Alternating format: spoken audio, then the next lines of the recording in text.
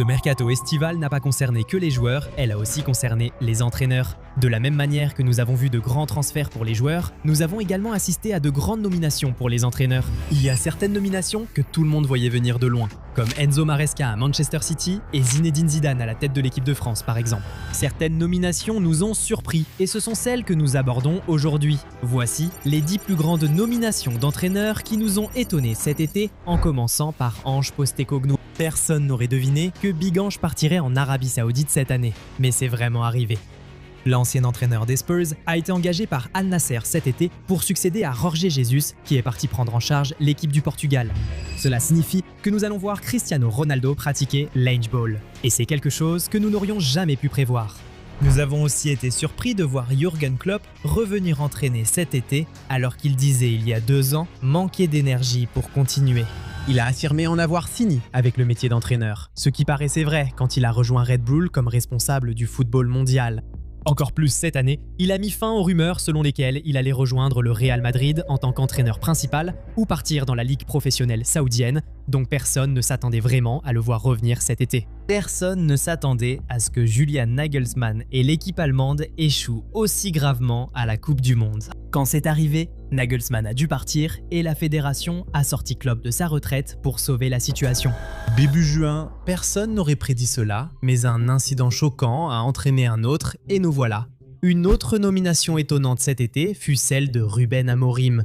Tout le monde pensait que son passage à Manchester United avait totalement terni son image, donc le sentiment général était qu'il lui faudrait très longtemps avant de décrocher un autre grand poste. Mais contre toute attente, il a été annoncé que l'AC Milan l'avait engagé pour remplacer Massimiliano Allegri. Évidemment, Milan connaît une période difficile, mais cela reste un grand club et un poste clé.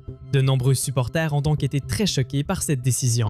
Les 2 derniers entraîneurs portugais de Milan n'ayant pas vraiment réussi, beaucoup ont été surpris que le club choisisse à nouveau cette option si vite, surtout avec un entraîneur à la réputation mitigée actuellement. Amorim devient le 3e entraîneur portugais que Milan a engagé au cours des 2 dernières années, et cela après que le club ait passé toute son histoire sans un seul entraîneur portugais jusqu'en 2024. Newcastle a aussi un nouvel entraîneur, et cette histoire choque pour plusieurs raisons. Nous en parlerons dans un instant, mais abonnez-vous dès maintenant pour ne rien manquer de notre contenu. Hashtag dès maintenant sur Goal90. Goal90shop. C'est fait? Très bien. Revenons à la vidéo. Le plus choquant à Newcastle, c'est qu'ils ont laissé partir Eddie Howe.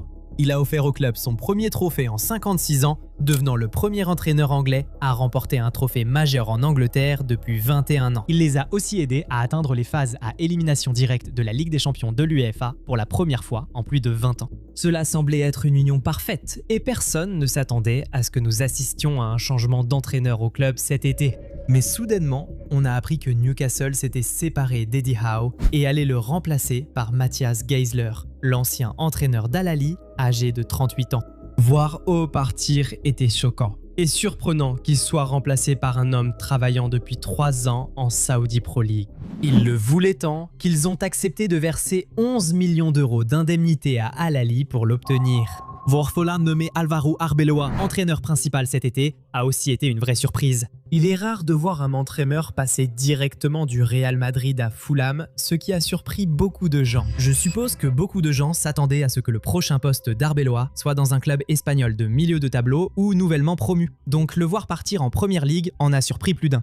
Mais étant donné qu'il a de l'expérience dans le football anglais, ayant joué pour Liverpool et West Ham, devrait-on vraiment être si surpris qu'il soit de retour là-bas maintenant ? Le nouveau poste d'Oliver Glasner choque pour une toute autre raison. Après ses adieux à Crystal Palace après un passage réussi, beaucoup pensaient qu'il rejoindrait un grand club, surtout avec de nombreux grands clubs en quête d'entraîneurs cet été.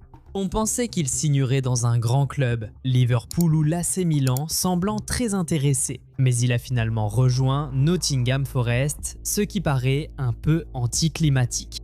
Quitter Palace pour Forest n'est pas un progrès. Après tout ce qu'il a fait à Londres, offrant leur premier trophée puis 2 autres, nous pensions tous qu'il décrocherait un grand poste. Il pourrait encore briller avec Forest, mais c'est surprenant qu'il ait atterri là. Parlons maintenant de Liam Rosenior. Il vient d'être nommé entraîneur principal du Paris FC. Un choix compréhensible vu son succès lors de son précédent passage à la tête d'un club français. Il est surprenant qu'il ait retrouvé un poste si vite après son échec à Chelsea, où le passage de Rosenior a été désastreux et marqué par des records négatifs. Je veux dire, ce gars-là a mené Chelsea à leur pire série sans victoire et sans but depuis 114 ans. C'était vraiment mauvais. On pensait qu'il devrait arrêter le coaching un moment, car les gens voudraient sûrement s'éloigner de lui. Mais seulement 3 mois après son limogeage de Chelsea, il a déjà retrouvé un poste d'entraîneur principal dans un club de l'un des 5 grands championnats européens. Franchement, c'est assez surprenant. Passons à autre chose. La nomination de Martin Demichelis comme entraîneur du RB Leipzig a surpris beaucoup de monde. L'ancien défenseur du Bayern Munich et de Manchester City n'a obtenu sa licence UEFA Pro d'entraîneur qu'en 2022. Puis, en 2025, il a été limogé de Monterrey après seulement 9 mois en poste. Il a ensuite connu une relégation de la Liga avec Mallorca cette année.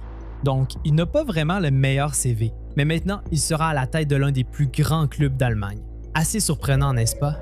Ce qui rend cela encore plus surprenant, c'est qu'il vient de signer une prolongation avec Mallorca en mai, censé le garder au club jusqu'en 2028. Personne ne s'attendait à son départ cet été. Mais le mois suivant, la nouvelle tombe. Leipzig l'engage comme entraîneur principal. Choquant.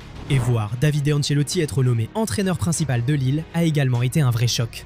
Toute sa carrière, il n'a été que l'adjoint de son père au Bayern Munich, au Real Madrid, au Brésil et partout ailleurs. Il a essayé de voler de ses propres ailes en 2025 en prenant le poste d'entraîneur principal à Botafogo, mais il a été limogé seulement 5 mois plus tard, après quoi il est revenu aux côtés de son père.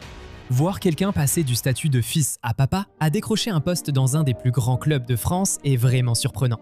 Je veux dire, on part d'un club qui a remporté le championnat aussi récemment qu'en 2021. Qu'ont-ils vu en Davide Ancelotti pour lui confier les rênes en tant qu'entraîneur principal? Je suppose qu'on va le découvrir quand la saison commencera.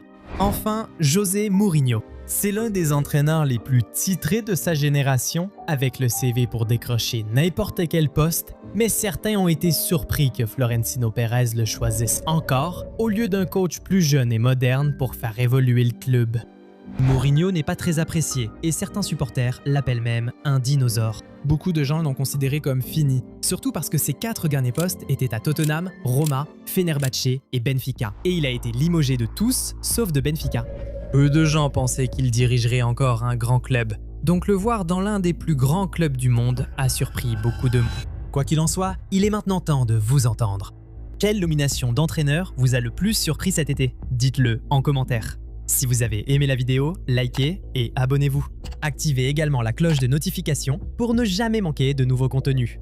On se retrouve dans la prochaine vidéo. Salut!